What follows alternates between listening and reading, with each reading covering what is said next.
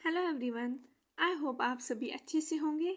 तो चलिए आज का नया टॉपिक स्टार्ट करते हैं from the paper teaching of English and program BEd. उसके अलावा ये टॉपिक आपका कहीं पे भी हो तो आप वहाँ पे भी पढ़ सकते हैं। ये टॉपिक स्टार्ट करने से पहले मैं आप सबको वेलकम करना चाहती हूँ। जो भी नया है मेरे चैनल पे सब्सक्राइब करके जाइएगा, क्योंकि मेरी चैनल पे बीएड के जितने भी पेपर हैं उनके सारे कोर्सेज अवेलेबल हैं। उनके सारे जो भी कोर्सेज हैं उनके सारे टॉपिक्स अवेलेबल है, चाहे फिर एनवायरनमेंट एजुकेशन हो, एजुकेशनल टेक्नोलॉजी एंड आईसीटी हो, इंक्लूसिव एजुकेशन हो एंड मेनी मोर पेपर्स जो भी है उनके सारे टॉपिक्स प्रेजेंट है। और मैंने ये चैनल बिफोर 1 मंथ जो है बनाई हुई है और मैं इस पे वीडियो लगातार अपलोड कर रही हूँ। आई थिंक मोर देन 100 जो है वीडियोस मैंने इस चैनल पे अपलोड किए हैं। आपने बहुत ज़्यादा सपोर्ट दिखाया, आपने कमेंट्स के थ्रू जो है बताया कि आपको मेरे वीडियोस पसंद आ रहे हैं। Thank you so much for that. तो चलिए स्टार्ट करते हैं आज का topic, that is defects in reading and writing and their remedial measures. Means defects जो हैं बच्चे के रीडिंग और राइटिंग में जो होते हैं, जो अच्छे से लिख नहीं पाता या पढ़ नहीं पाता या लिख नहीं पाता, फिर एक टीचर को क्या करना है, उसके लिए कुछ रेमेडियल मेजर्स कराने हैं। मतलब ऐसे स्टेप्स लेने हैं जिससे बच्चा वो अच्छे से लिख पाए, अच्छे से पढ़ पाए, ताकि वो जो डिफेक्ट्स हैं वो दूर हो। ठीक,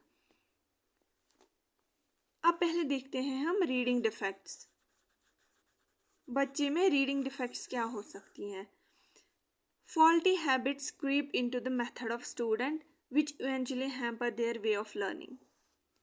देखिए, जब भी कोई अपने रास्ते पे हो जहाँ पे वो कुछ सीखना चाहता है, वहाँ पे एरर हर किसी के रास्ते में आ जाते हैं, आ ही जाते हैं। तो अब एक टीचर को एज अ फैसिलिटेटर काम करना है, ठीक, एज अ गाइड वहाँ पे काम करना है। बच्चे को वो जो उनका काम है, वो जो एरर्स हैं बच्चे में, वो जो डिफेक्ट्स हैं वो दूर करना, ठीक, ताकि हैम्पर ना हो उनकी लर्निंग प्रोसेस। जब ये फॉल्टी नेचर होगा उनके रीडिंग और राइटिंग में, तो ऑब्वियसली लर्निंग जो है वो हैम्पर होगी। ठीक, errors in learning as in any other activity are natural. ये नेचुरल है एरर्स आना किसी भी चीज़ में। A teacher has to take practice steps in identifying two steps and defects and work systematically for eradicating them. तो टीचर का क्या काम है, जैसे मैंने पहले भी बोला कि टीचर को वो जो डिफेक्ट्स है स्टूडेंट्स में वो इरेडिकेट करना, ठीक, उनको दूर करना। Remedial teaching is integral for any language teaching program. Remedial teaching मतलब कि एक टीचर को ऐसे स्टेप्स लेने हैं, ऐसी टेक्निक्स अपनानी है जिससे जो बच्चे में वो डिफेक्ट्स हैं वो दूर हो जाए, उसको बोलते हैं हम remedial teaching. The remedial measures could be moderate or comprehensive depending upon the nature of defect। एक टीचर किस हिसाब से टेक्निक्स अपनाएगा वो बच्चे की डिफेक्ट्स पे वो निर्भर करता है। अगर मॉडरेट थोड़ा कम डिफेक्ट्स हैं तो टीचर वैसे ही स्टेप्स लेगा, कम जो है उसमें जोर देगा, और अगर ज़्यादा है तो टीचर उससे बहुत ज़्यादा प्रैक्टिस कराएगा और अच्छे से ध्यान दे के उसको सिखाएगा और डिफेक्ट्स दूर करेगा, जो कि एक गुड टीचर की निशानी है। ठीक, अब देखते हैं हम डिफेक्ट्स इन रीडिंग। ठीक, रीडिंग्स में एक बच्चे में क्या डिफेक्ट्स हो सकते हैं? फर्स्ट इज फॉल्टी रीडिंग हो सकती है, ठीक, एरर वाली रीडिंग हो सकती है, जिसमें फर्स्ट है सब वोकलाइजेशन। इसमें क्या करता है बच्चा, फॉर एग्जाम्पल ये लाइन लिखी हुई है, ठीक, बुक में जहाँ पे उसको पढ़ना है, तो वो क्या करता है, नज़र उसकी यहाँ पे होती है और ज़बान यहाँ पे, ये पढ़ रहा होता है और निकल जाता है वो आगे, जिसकी वजह से मैस होता है, वो अच्छे से बोल नहीं पाता है, फिर उसको कन्फ्यूजन हो जाता है। ठीक, फिंगर पॉइंटिंग, यहाँ पे क्या करता है बच्चा, वो फिंगर तो यहाँ रखता है, ठीक, फिर यहाँ रखता है, लेकिन पूरा सेंटेंस इधर से इधर तक होता है। जब वो ये पॉइंट पे पॉइंट करता है तो वो इसी पॉइंट का मीनिंग समझता है, और जो पूरे सेंटेंस की मीनिंग है वो उसमें वो कंफ्यूज हो जाता है, फिर वो मीनिंग नहीं समझता, फिर उसको वापस जाना पड़ता है। ठीक, जब वो वर्ड पे पॉइंट रखता है, मतलब मैंने गुड पे रखा नज़र, तो मुझे इसी की मीनिंग पता होगी, जो पूरा सेंटेंस है इसके related, he is a very good boy, वो मुझे समझ नहीं आएगा, मैं बस बोलूँगी गुड होता है अच्छा, तो यहाँ से मैं भूल ही जाऊँगी, ठीक। तो ऐसे डिफेक्ट्स भी होते हैं बच्चों में। रिग्रेशन, यहाँ पे क्या होता है कि बच्चे जो है जब वो पॉइंट टू पॉइंट पढ़ता है उसके बाद उसकी नज़र क्या मतलब वो इधर पीछे चला जाता है, ठीक। बैकवर्ड देखता है ताकि वो प्रीवियस वर्ड देखे, जिसकी वजह से वो आगे का भूल जाता है और उसकी हैम्पर होती है रीडिंग प्रोसेस। अनफेमिलियरिटी ऑफ साउंड, इसका क्या मतलब है कि जैसे उर्दू में वी एंड डब्ल्यू का जो है वो साउंड सेम ही है, ठीक। लेकिन उर्दू में इन जैसे वर्ड्स की साउंड जो है वो डिफरेंट होती है, तो वो उर्दू का समझ के इंग्लिश में भी सेम ही साउंड यूज़ करता है, ठीक। तो उसकी वजह से रीडिंग जो है वो हैम्पर होती है। Irregular in spelling, LLING means, इसका मतलब क्या है कि वो डिफरेंट, फॉर एग्जाम्पल के है, नाइफ में यूज़ हुई है लेकिन हम पढ़ते हैं इसको नाइफ, तो वो क्या पड़ेगा कनाइफ, तो आगे वाला भी सुनने वाला भी कंफ्यूज होगा और ये एक डिफेक्टेड रीडिंग मानी जाएगी। या कनॉलेज, कि वहाँ पे साइलेंट होता है वो पड़ेगा कनॉलेज। तो ऐसे ऐसे इरेगुलर जो है स्पेलिंग मिस्टेक्स या रीडिंग मिस्टेक्स वो इरेगुलरिटी इन स्पेलिंग आती है। Third is decoding errors, means कि यहाँ पे आई टू आई जब कांटेक्ट करता है तो वो एरर कर लेता है बच्चा, वो कमिट मिस्टेक कर लेता है, ठीक। Fourth is neurological problem, neurological problem होती है जब किसी के दिमाग में प्रॉब्लम होती है, ठीक। उसका सेंट्रल नर्वस सिस्टम जो है वो डिसफंक्शन होता है, वहाँ पे वो रीडिंग नहीं कर पाता, ठीक।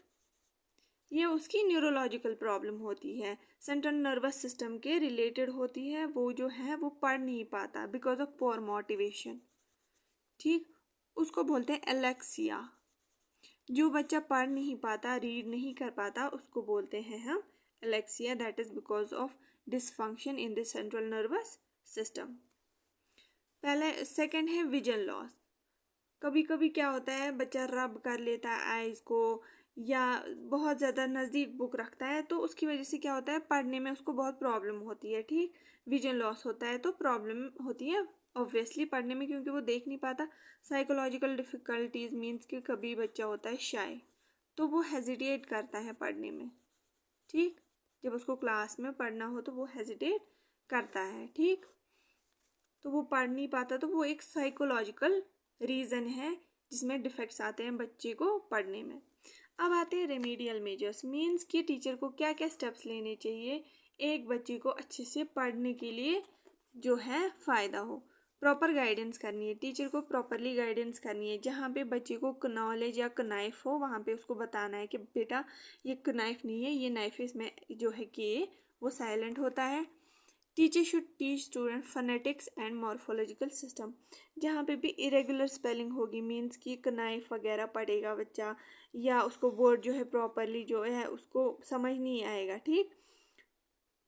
तो टीचर को एक्सटर्नल अपीयरेंस ऑफ वर्ड्स जो है वो बताना है, कौन सा वर्ड कैसे दिखता है, और फोनेटिक्स मीन्स आवाज़ किस वर्ड की कैसी निकालनी है वो बता सकते हैं। विजन एंड न्यूरोलॉजिकल डिसऑर्डर्स जो है टीचर जो है उनको अच्छे से केयर कर सकता है, उनकी जो है इंडिविजुअल डिफरेंस को ध्यान रख के उनको सिखा सकता है, और जिसको ज़्यादा उसको टीचर को रेफ़र करना है, सॉरी डॉक्टर को, ठीक, ताकि डॉक्टर उनका अच्छे से इलाज करें। The habit of self reading has to be inculcated among the students for motivation and self confidence. अगर कोई बच्चा शाय है, ठीक, मोटिवेटेड नहीं है, तो उसको सेल्फ रीडिंग के लिए टीचर प्रेफर करना चाहिए, बेटा आप घर पे ज़्यादा से ज़्यादा रीडिंग करो, और स्कूल में भी उसको टीचर का साथ सपोर्ट मिलता है तो फिर उससे उसकी रीडिंग प्रोसेस जो है वो अच्छी होगी। Sufficient oral practice is important help in gaining oral command over language. जब ज़्यादा प्रैक्टिस जो है वो कीवर्ड है, practice makes a man perfect. जब एक बच्चा ज़्यादा से ज़्यादा प्रैक्टिस करेगा, लाइन टू लाइन जो है बुक पढ़ेगा, बुक नहीं तो एक स्पेसिफिक टॉपिक पढ़ेगा, तो उसकी वजह से उसको कमांड होगा, ठीक, कंट्रोल होगा इन रीडिंग एनी बुक।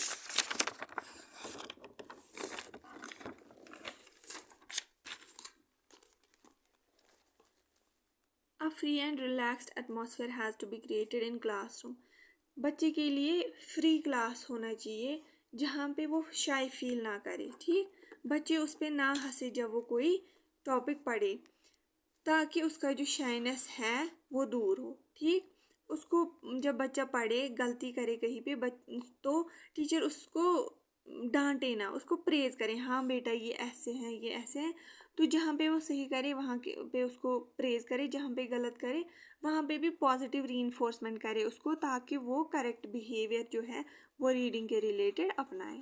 ठीक, ड्रिल एंड प्रैक्टिस, जैसे कि मैंने बोला उसको बहुत प्रैक्टिस कराना है, वो बहुत ज़्यादा जो है सेल्फ रीडिंग करे, जिसकी वजह से उसको रीडिंग पे कमांड होगा।